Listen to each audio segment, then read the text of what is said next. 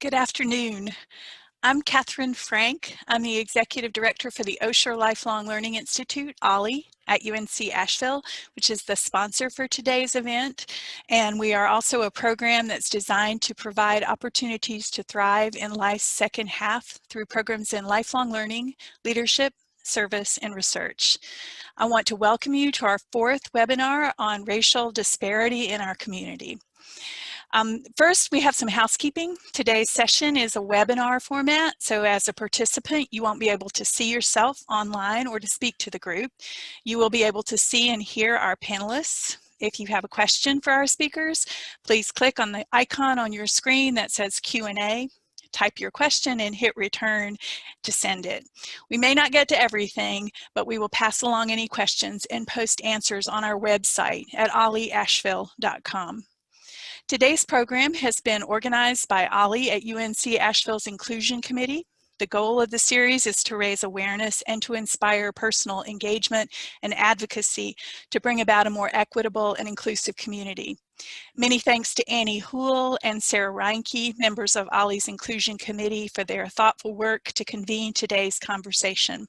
I also want to thank OLLI Facilities and Communications Coordinator Jacqueline Lowe for her work running and organizing the webinars and organizing the publicity for this series.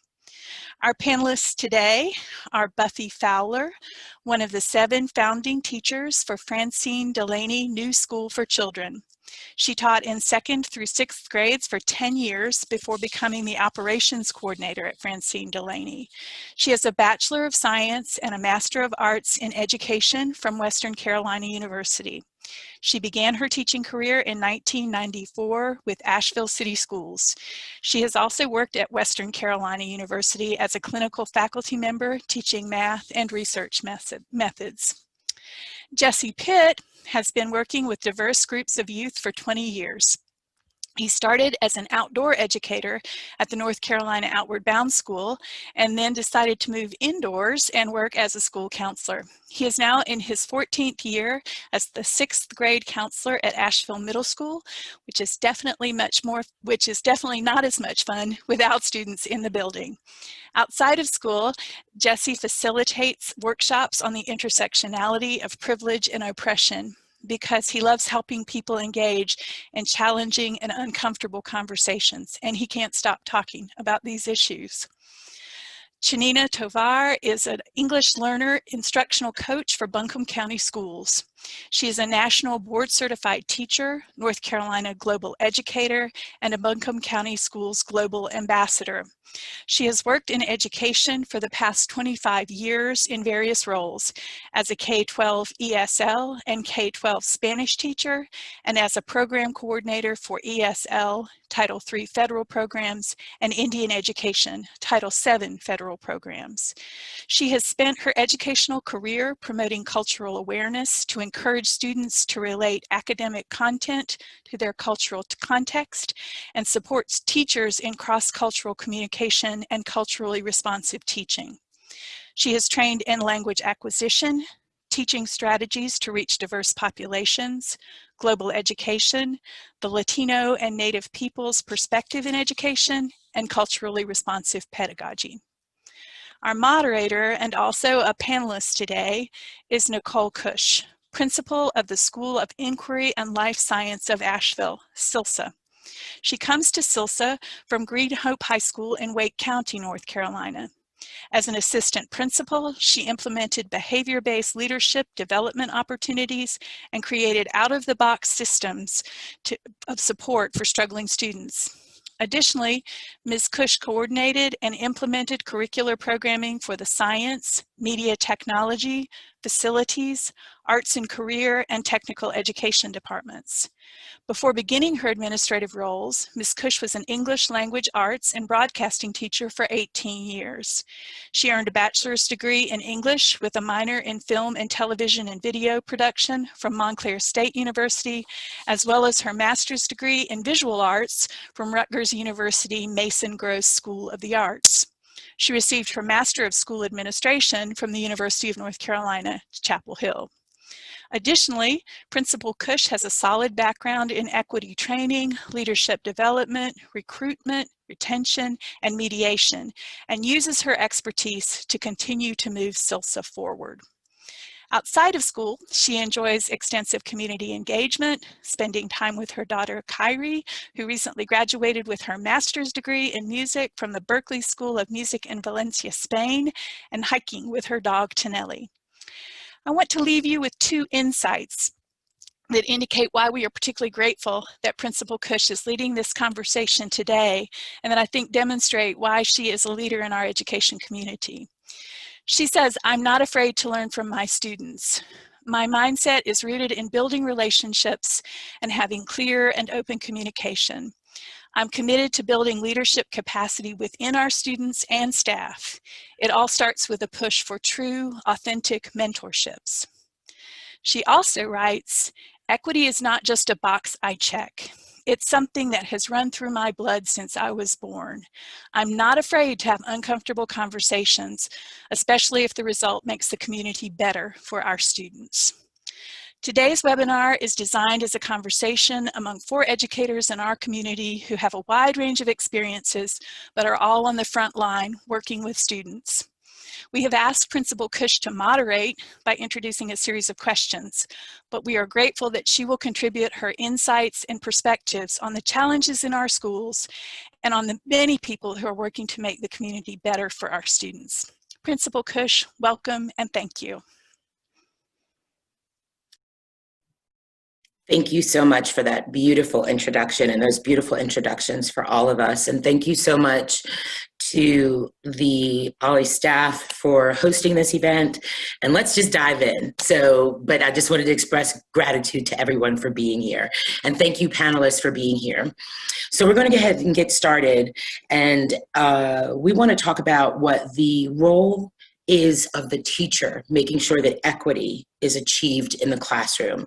I have some pretty strong feelings on it, but I'm going to toss this out to our panelists and let them get started first.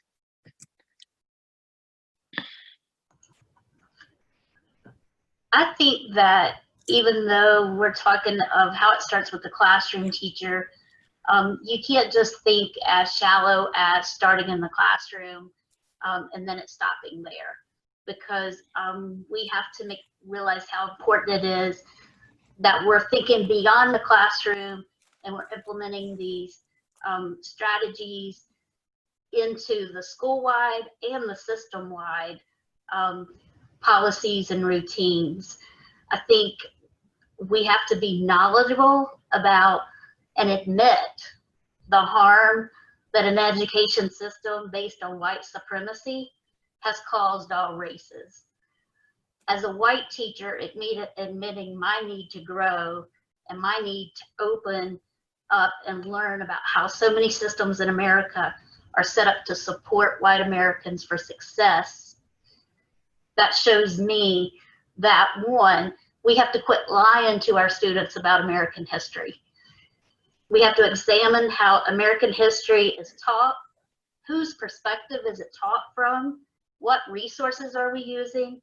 When we're using resources like Zen Education Project and Southern Poverty Law Center, we are teaching history.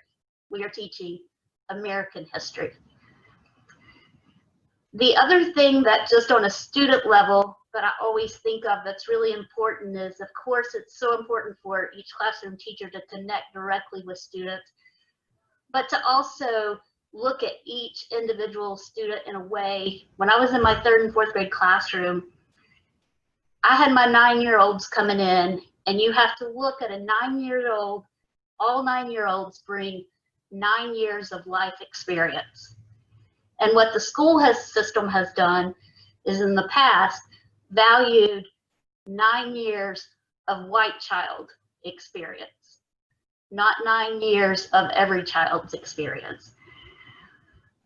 We have to start valuing the 9 years, the 10 years, the 16 years, the 4 years of what children bring of their life experience to education. They have to know that you value them, that you believe in them, that you have high expectations or low expectations, because they're going to live up to whichever one you have for them. Those are some of the biggest things I just came up with right off, but I think that I'll pass it over to one of the others to add on to that. Okay. Yeah, you touched on many things I was thinking of as well. I definitely think it has to start too with recognizing your own bias. And we all have one. We all know it's there. And one of my favorite phrases that I like to think of, and I actually heard it in a PD this summer, was look at your circle of friends. Like, you know, we can reach out and we can learn and we can read and we can do all those things, but after a while, reading it only goes so far. You've got to look around, and are you encircling yourself or surrounding yourself with people of other cultures and other communities and other neighborhoods and just different backgrounds. And until you do that or get to a place where you're comfortable doing that, which is kind of identifying your bias as well, there's a big red flag. When it's uncomfortable, that's probably a sign that, yeah, we need to work on that. And speaking of identifying your own bias, there are different like self-assessments out there, just teaching with global and cultural awareness and those types of things. And they're pretty revealing, and I could actually plug those into the Q&A or give them to someone to share with folks. They're just online, or you could search for it yourself. And I wrote down one of them, Cultural Competence Self-Assessment Checklist and Globally Competent Learning Continuum. And just the questions alone, just to do this self-evaluation, they're very revealing of where you might have areas of work. So I think until we can get teachers to start that process, they don't even know. I mean, they kind of think, oh, I'm going to try this, and I'm going to jump over here, and I'm going to try this, not realizing there may be an underlying issue or an area of need that they need to work on. And my second biggest thing is just teachers are the first. We always talk about educating children, but teachers, we kind of need to step back. And even as my role as an educator, I needed to educate myself. I knew that first and foremost. What am I doing to understand and learn about the brain and how the brain works and the emotional and the social and the cognitive pieces of all this, which Buffy mentioned, because even before I can give teachers strategies and all of those things to do in the classroom, I've got to know why I'm doing them. And so just making myself very aware that this is all based in research. And I love what Buffy said about those little kiddos coming in. You know, we came from a society that many moons ago, curriculum and instruction and strategies were based on the research on the child development and I had written that down. What was the other one? Anyway, child development research. And that's how we did things. But over the years, it's shifted. It's gone into standards and focus on performance at that little 9-year-old that comes in. This is where you should be. And if you fall below, it's a high risk, red flag. And those are things we need to step back and say, that's not research. We got to get back to what it's saying. And so again, teachers educating themselves and reminding themselves that kids all learn at different levels. And when they're not there, that doesn't mean there's something wrong with them and that they're the high risk kiddo of the group. So I'll let someone else speak. Amen to both of your comments, because one thing that drives me crazy, and I think that during COVID with the elimination of a lot of testing, it gets us to begin those conversations that we keep judging fish to climb a tree, and we have to stop that. So, I mean, I've always had problems with testing since the 80s when I was taking those high stakes tests. So I hope a lot of those conversations will come out of that and people will start rattling those cages to stop judging students on these high stakes tests. And a lot of conversations that we have at SILSA is how to bring thinkers. And you've got to bring that cultural relevance to pull the thinking out. We're doing a book study at SILSA right now using Zaretta Hammond's Culturally Responsive Teaching in the Brain. And if you haven't read, yeah, every awesome educator has it handy. It's an amazing book. If you have not read it, you must go, don't walk, don't run, go get your copy and work on it with your staff if you do work in education.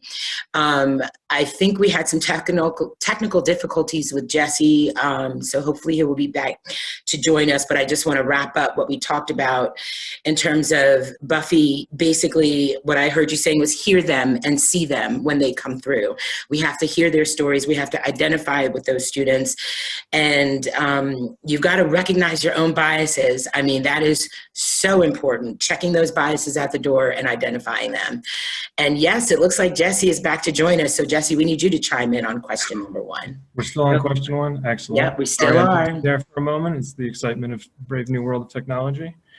I did hear, Buffy, I love that you were bringing into it the history of the curriculum and just kind of the space as a space that focuses on the success and was intended for white students to succeed. The question is about teachers in the classroom, and I also like that you broadened it immediately, because I'd like to broaden it more and honestly take it outside of the school. Schools reflect the inequities in the systems that we all live within, and we have the children of the families who deal with those inequities every day in our schools and classrooms. And so we can point to teachers, and of course they play a absolutely critical role, but ultimately until we start asking how we ensure equity is achieved outside of schools, we're not going to see equity inside of schools or outside. They are directly related to each other. And so, we support teachers, but I think at the exact same time, we need to work on equity outside of the school if ultimately we want it in the classrooms. Awesome. Thank you so much, y'all. That's beautiful. Let's move on to question number 2, because we've got a strict timeline we need to stick to. So, folks, how do we start overcoming implicit biases and the consequences it causes in education with regard to curriculum and administrative strategies? Jesse, why don't you go ahead and start that one for us? Gladly. Thank you, Ms. Cush. I think that of the 92 participants I see listed here, when we think about implicit biases, we're probably already familiar with the idea that they are subconscious prejudice, judgments, and expectations we have about people based on categories such as race and gender. And that those then might inhibit or change the way we interact with students. So back to teachers, we see that in terms of discipline disparity rates on what behaviors get written up for discipline referrals. And I think that's the obvious piece to this. So I'd like to bring it a little bit bigger and say that the consequences of implicit biases right now are that as a community, as a city, as a culture, we are somewhat okay with the opportunity gap that presents along racial lines. And if we weren't, then I think we would have been active in this a long time ago. And so there's some implicit bias that is still working, myself included, my colleagues, my community members, that prevents us from being up in arms when we see data that is racist outcomes produced by my middle school, my school district, and all of my state education schools. And so I think we need to examine the implicit bias that makes us sit back and not find this issue to be an absolute 100% crisis that should have been solved decades ago.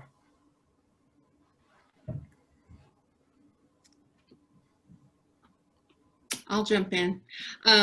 Yeah, I agree with that so much. And that's the feeling internal that I have, that am I the only one that's woke here? Like, this is the only one, am I the only one hearing all this and what's going on and asking the questions? And I think so importantly is, like, even just like you said, the data, like pulling that. I'm not even sure that we are. Like, are we really looking at that? I mean, we see it and we talk about it, we know it's there, but really digging in there and finding out what is happening. And one of the things, another book, supporting all the books, this one right here, Dr. Pedro Noguera, amazing. I have to quote this, I know, because these are the 2 I pulled for the, I'm like, oh yeah, they know. But I have to quote this because this was really powerful to me. I loved what he said in there about equity requires uplifting leadership as a process to aspire multitudes, not just a few individuals, but to have the courage and commitment and tenacity to lift up those around them. And that's exactly what you're saying. I don't see that necessarily happening yet, and I think we're getting there, and I'm hoping we're getting there, but that it takes such an effort. And I don't remember what your words, Jesse, for the first part, but it's just not triggered that alarm yet. It's not become this focal point, and I don't know why. And so that's the question I keep asking myself. I know there's some things, but is it because of standards? Is it because of everything else we put on teachers? Is it because of all this other high stakes accountability that we have? Is that blinding us from also the social injustices, or is it vice versa? Is it a combination of both? So that's where I'm at right now as an educator as well. I think that it does go back to individual, like we can't change this as a system if individually we can't admit that we have implicit bias. And we can't, if we can't admit that and be mindful and be real in admitting it, I mean, we are, you know, I'm a 49-year-old woman who grew up in Asheville, and I have been ingrained in this system, in the system that there is. And so understanding that you do have implicit bias, and how does that differ from your conscious, like values and beliefs, and really start to battle with those two of what do I consciously say is my belief and value versus what is really sitting back there affecting what I'm thinking that I'm unconscious about. And I think that for us to expect teachers and administrators, superintendents, city officials on up, I feel like that each individual person on that ladder has to really examine themselves about their own implicit bias and admit you have it. Continuing to be ready to learn and to take responsibility for changing your behavior, own up to it, learn it, you know, get over the white fragility of thinking that you're not, you know, I'm not biased or I don't have implicit. Yes, we do. I do.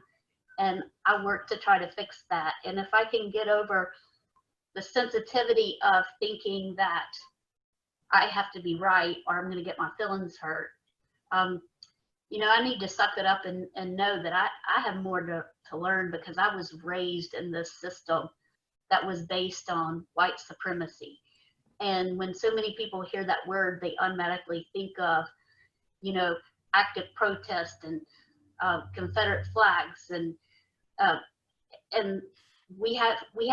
people have to learn what that really means. It doesn't mean what people think it does. They have to learn how those systems are ingrained in the American day-to-day life. Amen. Thank you, y'all. And I will say, Buffy, thank you for mentioning that in terms of the white supremacist leaning. Sometimes that people have that slant. I know in social media, I have mentioned to certain people that they sounded like they had a white supremacist slant to what they were saying. And they took that as me telling them that they were racist. And it just opened up this can of worms of an argument.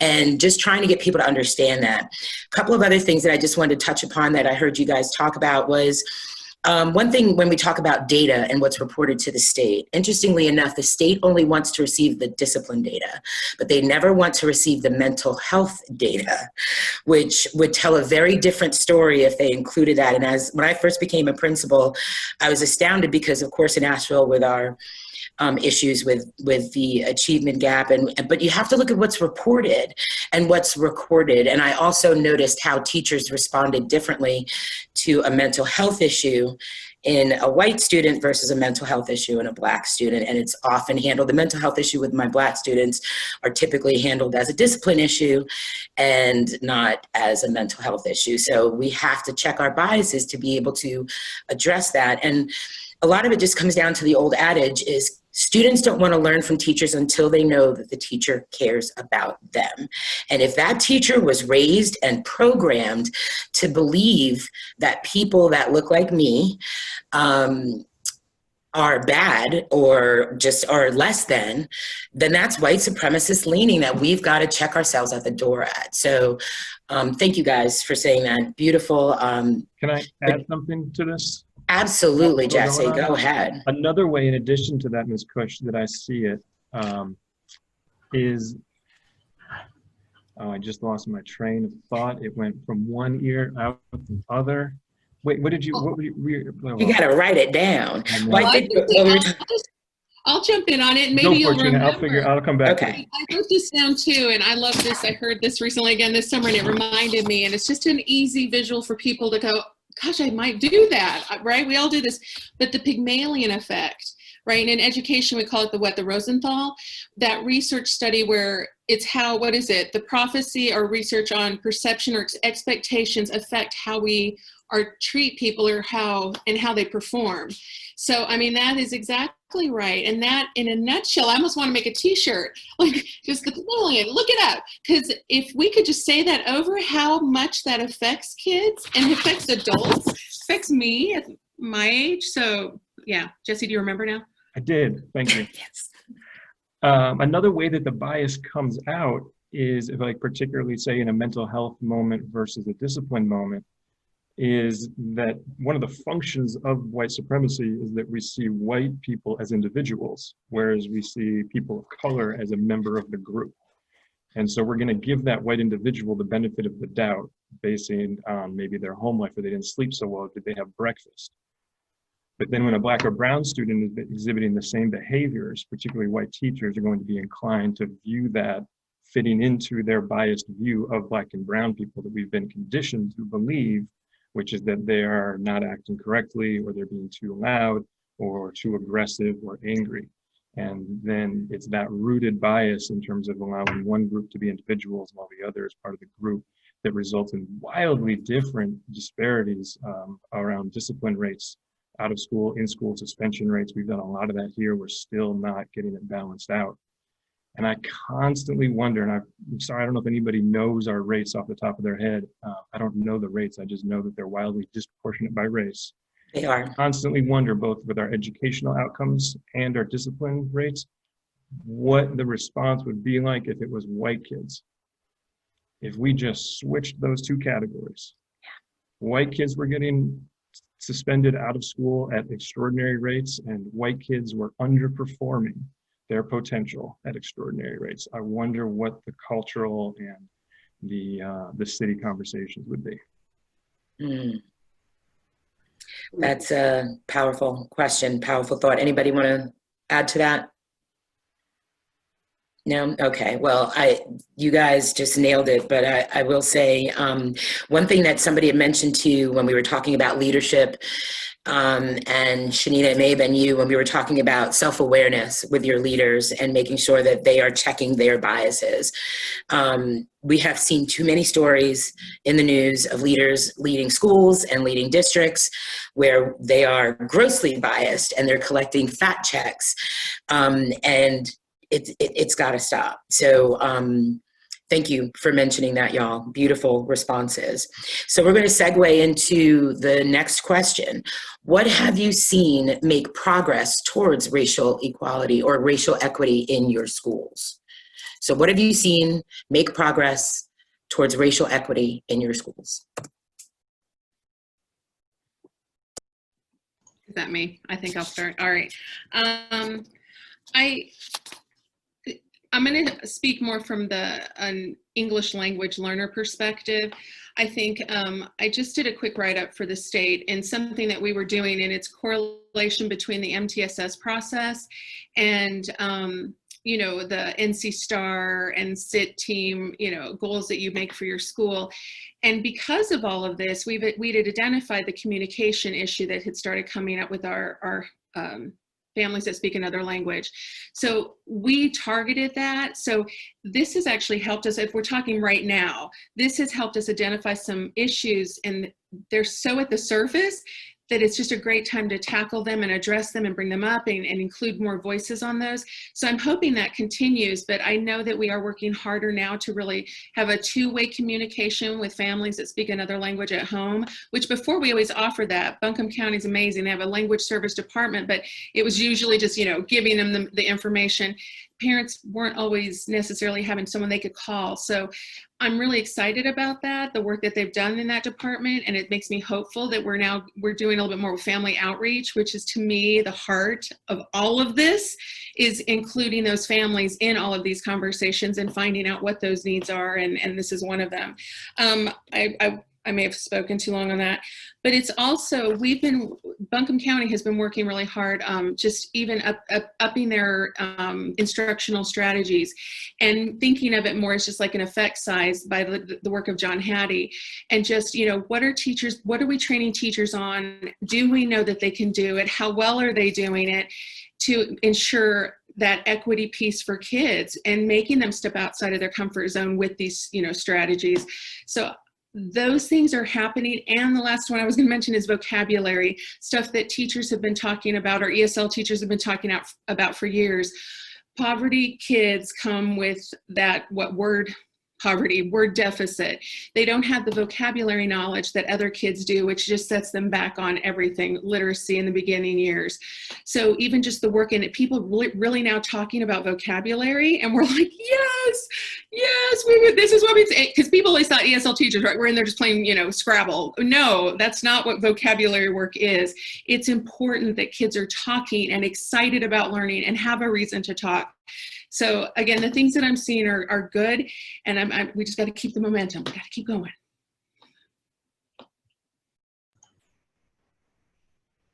I think one thing that I've seen progress in is that it feels like it's actually being acknowledged that there are inequities in schools, and that there's more opportunities to learn about the inequities and have discussions like this one to get the word out there.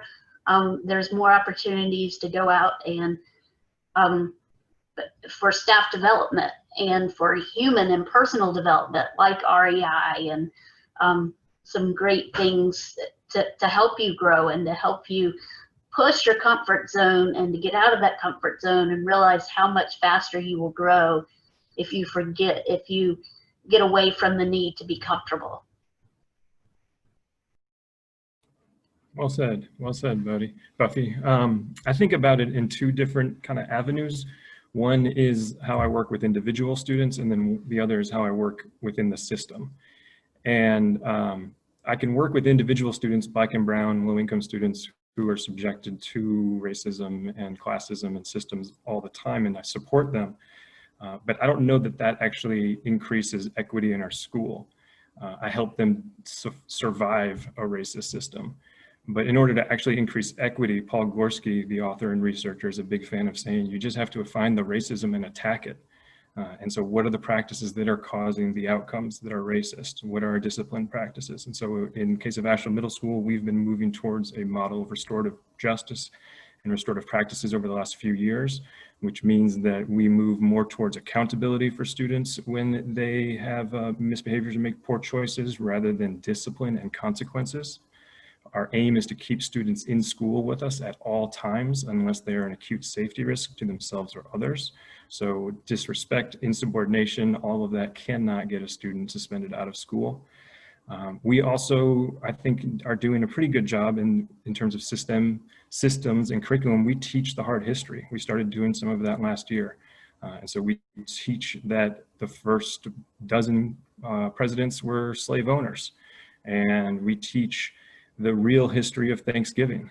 And we had some students ask us, are you gonna ruin Christmas for us also?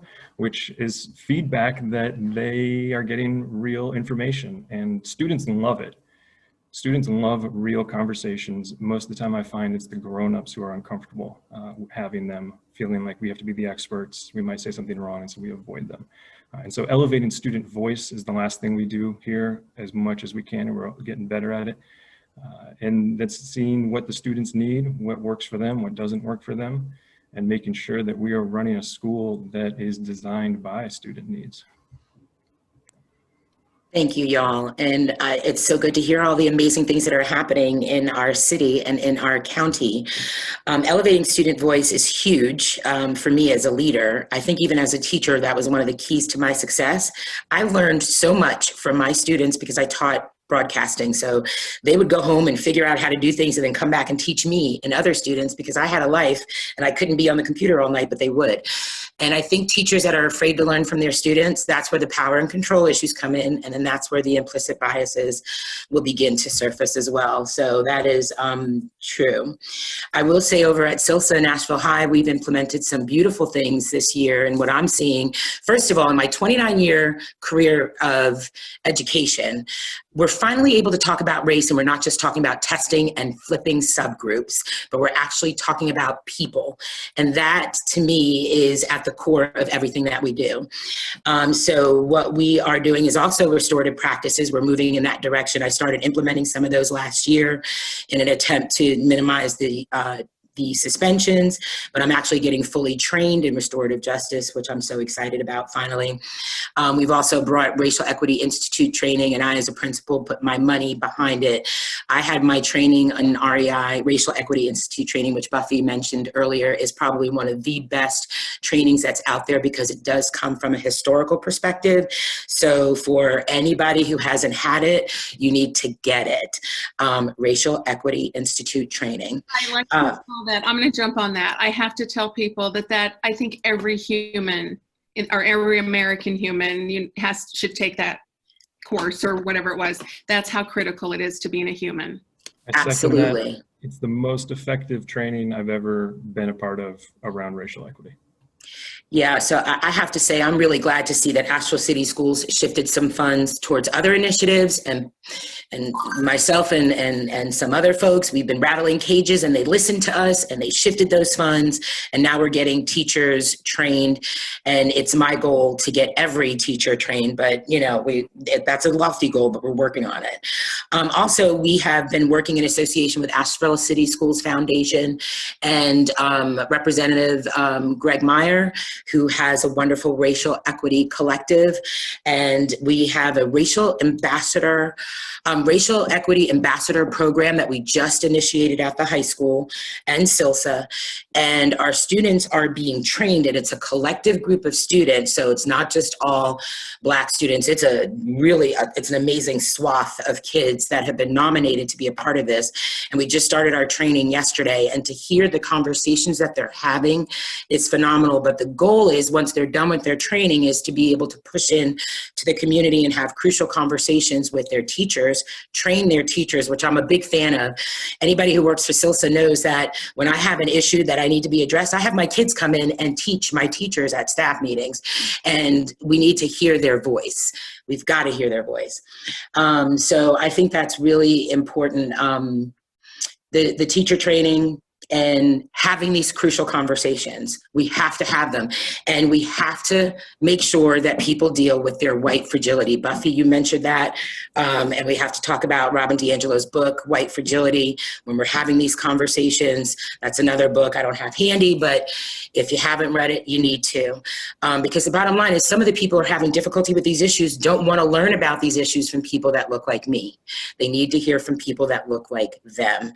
So if people want to know what they can do, train your folks, your friends, your people, talk to them about how to be anti-racist, not just, because everybody thinks racism is like you're waving the Confederate flag and you're spewing hate, but they don't realize when they just subscribe to certain philosophies like we talked about, the white supremacist leaning philosophies, that's huge, and people have to check that.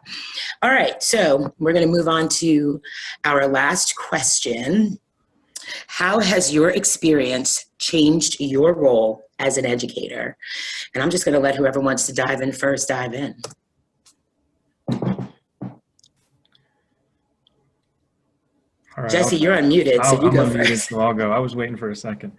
So how has my experience changed my role as an educator? I imagine that means personal experiences. Mm-hmm. I would say that I've had it pretty lucky in most of my experiences. I've had a lucky life. And so it gives me the motivation and the desire to come in and work hard. One of the things that has shifted from my first year to now my 14th is that I think when I was younger, I would come in and work hard to try and do things for my students, and probably brought some white savior complex or mentality within that baggage. And as I've gotten more experience and spent a lot more time with students, now I've shifted where I'm here to work with them, to empower them, to help them liberate themselves, more of an abolitionist viewpoint on dismantling systems that we have here. My experience has told me that one day I will retire, and if I have not changed this system, then somebody will replace me, and they will simply keep doing the same thing I've been doing, supporting the same Black and brown students as they deal with racism in our system. So I'd like to try and work on the system at the same time and leave it better than I found it, so to speak. Nice.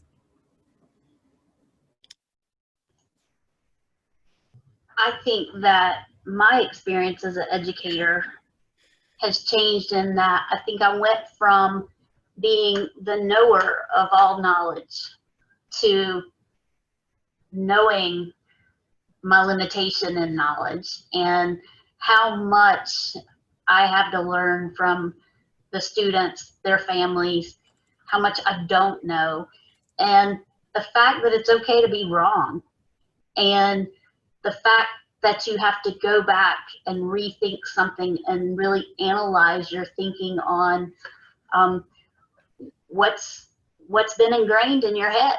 So as an educator, I walked into the classroom that thinking I know, you know, we all do at 22, thinking we all know how to do this. And then over the years, I have come to see that not being the knower of all knowledge is not my goal.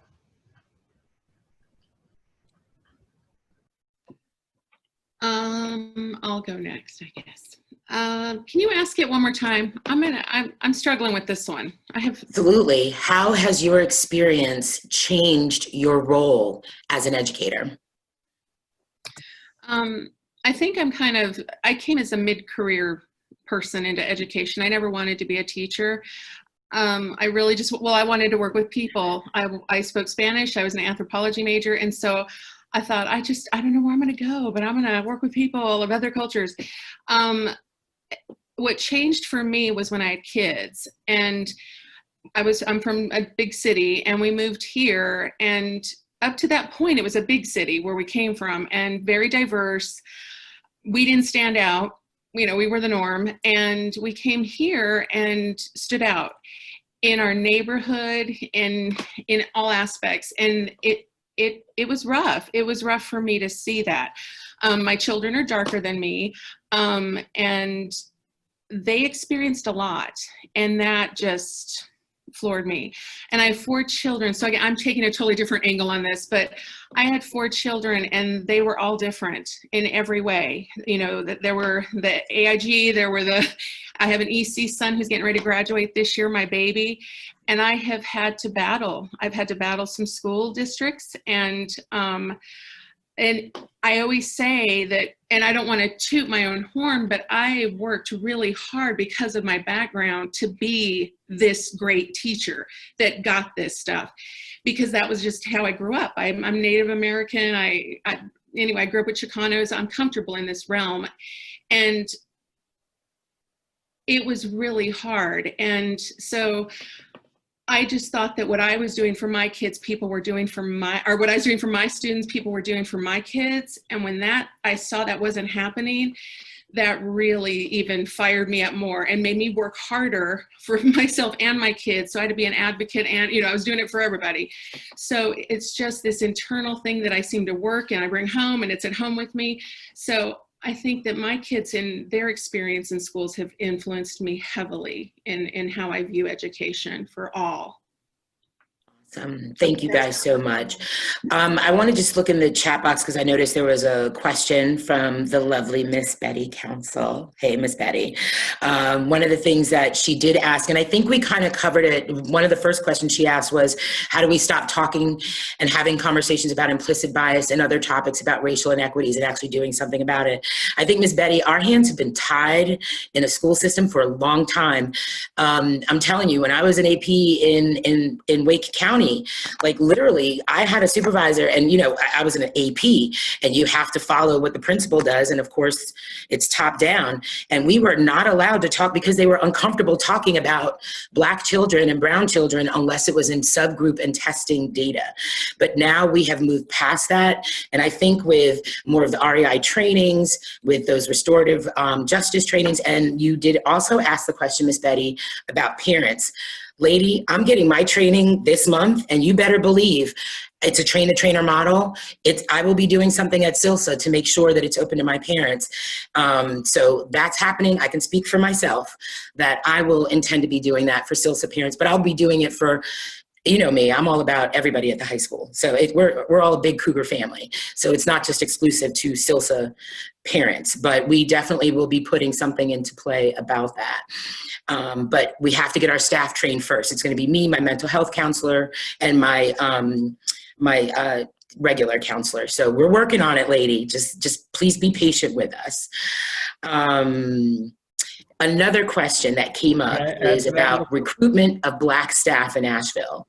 Now, I have something to say on this, but I'm going to save my comments and ask you guys, because I'm curious to hear what you have to say, because I have a lot to say about this in terms of our hiring practices in Buncombe County and Asheville. So who wants to go first? I'll talk a little bit about what we've done at Francine Delaney for hiring practices. We, a couple of years ago, just really examined our hiring policy altogether from the perspective of, is this bringing the diversity that we want? And the answer to the question was no. And it's still a challenge, but we have really examined the hiring policy to not be so narrow about what we're looking for as far as teaching the requirements and the expectations, and the we're looking at originally we would have never hired a teacher that was not certified to teach, but this past year we brought in a teacher who was an engineer, and put her into, she had been very interested in working with children and teaching, and she was an engineer, and so we brought her on as a residence, teacher in residence. So she's working toward her license, and that was able to do an alternate path of what we originally would have been looking for, but definitely added a Black teacher to our staff, which is very white and very much so a problem. And so we have been struggling.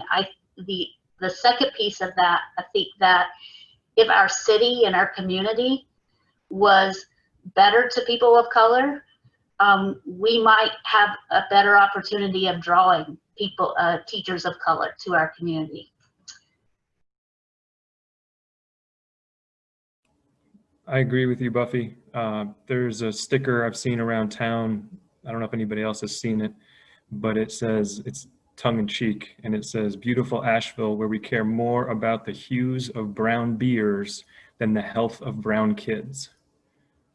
And until I start seeing folks walking around with Black Lives Matter shirts or anything other than Wicked Weed and Pisca Brewing, I'm going to believe that that is true. And so as long as that is a part of our city, I cannot expect that Black and brown teachers are going to want to come and live here and be a part of our city and our community, especially with all these other big cities, Atlanta and Charlotte and Greensboro, where there are thriving communities within a couple hours drive. And I hope that my students will come back and work within our schools sometimes, but then other times I wouldn't really wish that for them. And so, yeah, Ms. Cush, I'm dying to hear your perspective on this, to be honest. Do you want me to go before you? Yeah, I mean, that's my experience growing up as well. I mean, even coming from a big city, I had majority white women teachers, and that was hard even then. I mean, I remember only when I started having diverse teachers, that connection that started to happen. I mean, I didn't even know what was happening. I'm like, what's happening? I love this teacher. And I feel that same way for my students. And I definitely have an opinion on this, even in the workforce. I mean, I'm one of those affirmative action folks. I do believe in that. That raises, you know, all kinds of, you know, stuff. But anyway, but in my experience, I have actually seen where, yeah, I mean, I've had, what are they called? Teachers in training or whatever. And they have not gotten into teaching because of the environments they were in with me in schools. And that broke my heart. I've seen it multiple times. I've heard of local teachers that I knew of that got their training here and then left because of that. And when I can actually put that on one hand and going into the next hand, that is alarming to me. And I know that there's even been friends of mine that were minorities that applied and they've been overlooked. So that is alarming to me. But I do have to say, I did like something that someone said this summer in a training, and they said, but when it comes down to it, what's the most important is, going back to what Buffy and both of you have said, Jesse, is that those kids need to feel that we care about them. And that doesn't come in any color. So I struggle. So I have an opinion on both, but I'm going to ride the fence because that is absolutely right. Kids know who love them. Kids know who's trying to reach them. And that is the most powerful thing. Okay. I'm going to try to be as calm as possible when I talk about this, because I get really passionate and then people accuse me of being angry, which is a horrible stereotype of Black women, but you know. First of all, drawing and retaining. I'm big on history, and I know that Asheville did a big push to bring in about 9 teachers, and only one of them remains in the city, and she doesn't even teach anymore. She's doing amazing work in the city, but she's not even teaching. The mistake I think that was made was going for the youth, because there's nothing here for young people to do. Let's just be real. We know that's a problem with our kids. And so when you're a young person, and I myself have been here for 2 years and thought about leaving because I want to dine. What if I wanted to dine at a Black-owned restaurant every night of the week? Can't do it in Asheville. I can do it in Charlotte. I can do it in Atlanta, and other cities, but I can't do it here. I'm big on Black entrepreneurship, and I started asking a lot of questions with the citywide equity team that I started working on and finding the destructive measures that have been taken by this city to the former entrepreneurs of this city. So I think, first of all, we need to focus more on mid-level people like me, because I was recruited mid-level. I came here on vacation and got my dream job while I was on vacation. And it was an amazing opportunity. And Asheville gave me an opportunity that my old school district would not give me, because, you know, I was a loudmouth chick from Jersey who had a lot to say about this stuff, and that makes people nervous. But I think if we start looking more towards professionals that have a little bit more flexibility, because I don't have young children. If I had to put a child in school in this area, as a Black woman, I'd be very concerned. So I'm just going to be honest with all that I had learned about Asheville coming in. So we have to have those tough conversations. But I think reaching out to those mid-level professionals who are able to make that change, and then making those negotiations and giving them those solid contracts. But we also have to remember, just because your skin doesn't mean your kin. We have to really look into the backgrounds of the people that we hire and make sure that their hearts are in the right place for these kids, and not just to collect a check, because unfortunately we have many gatekeepers who have done harmful things to our kids in every district, not just us, and it's the result is as where we are right now. So I'll just leave it at that. So I think we definitely need to work on drawing and retaining more, but we've got to do more in terms of the city to make it a place that they would want to stay, because there are too many people who have come and have left because of the nonsense that they have had to put up with. But I hope that there is a change, because we're having these conversations when they were not able to have those conversations before. So, yeah. Anybody want to wrap up on that piece? Because I feel like this is a good one. You don't want to put out the fire. No, I think it's important to remember that this is not how it always was in education, right? Prior to Brown versus Board in '54, we had a Black high school, Stevens Lee, that was phenomenal. And we had a white high school, Lee Edwards, And after 11 years of fighting against integration by city council and the Board of Education and the county officials, the feds had to come in and force us to integrate, which we did by moving Black students into the white school and leaving the Black teachers out. And this was not just Asheville. I think I read that 80% of Black teachers were not hired or given a job during integration of schools. And so we wiped out the whole teaching population of Black and brown teachers through government programs that were, supposedly said to be equity, but they were actually white supremacist in nature. And so we're still dealing with that fallout and legacy today when a Black or brown sixth grader comes into Asheville Middle School and will go through all 3 years of their middle school career without seeing a single Black or brown person in front of them in the classroom teaching an academic subject. Thank you for saying that, because the kids need to see more than somebody just pushing a broom and scooping their food that looks like them. And, that's always been my battle cry, because I came from a school in Wake County where there were 7 white Southerners on the administrative team, and then the superintendent placed me there. And you better believe it was a tough road to hoe.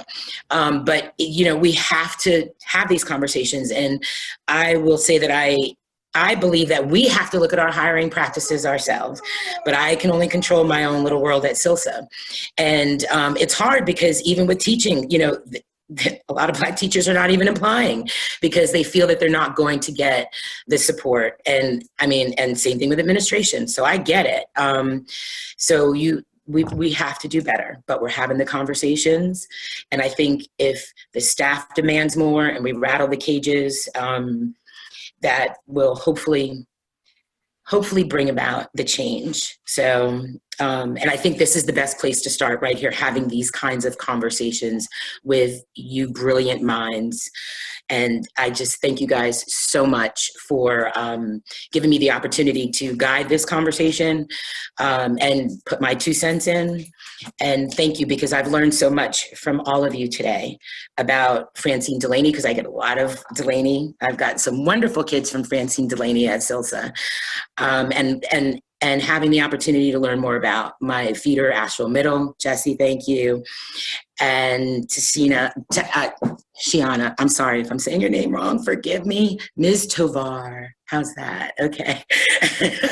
And thank you for opening our eyes to what's happening in Buncombe County, because I really want to see change there too. And because I live in the county, so this is my home. I bought a home here. I'm not going anywhere. So y'all are stuck with me, like it or not. So that's what I told Dr. Jean. You're stuck with me. Sorry, dude. So, but I think change is happening right here, right now, having these conversations, continuing to have these conversations, and giving the voice to the people who have boots on the ground doing the work. Because you guys have boots on the ground doing the work. And thank you, because there's a lot of people criticizing our systems, our schools, and we have to represent and talk about the good stuff, because there's a lot of things that the press is not going to highlight. There's a lot of things that our communications departments may not highlight. And that's why it's important that we do this. And I just adore y'all so much. Principal Cush, thank you so much. Buffy Fowler, Tsianina Tovar, Jesse Pitt, this has just been the best conversation we've had so far. And I'm sorry I'm getting emotional. My kid graduated, and I'm so grateful for all of you. So I do want everyone to know that we will be copying all the wonderful questions that you asked, and we will send those out to our panelists and see if they have some additional answers or responses. They all mentioned really wonderful websites and books, and we will offer that whole reading list and keep you occupied and rattling cages and starting fires and everything else. So I hope that I hope you can hear the applause from all over Asheville for this wonderful conversation. So I do hope that you will join us again on Thursday, September 24th at 6:30 p.m. For the final in our series of webinars on racial disparity titled Understanding the Racial Wealth Gap. The conversation will feature Rob Thomas, Community Liaison for Asheville's Racial Justice Coalition, and David Greenson, Volunteer Coordinator for the Racial Justice Coalition. And our moderator will be Yashika Smith, the Inclusive Engagement and Leadership Manager for the Office of Equity and Inclusion for the City of Asheville. We will make this recording available on the OLLI at UNC Asheville YouTube channel with all of the resources linked. So I feel like we're all, we have opportunities to continue to learn and grow. And that was one of our hopes for today. And just, I can't thank you all enough. So thank you very much. Thank you.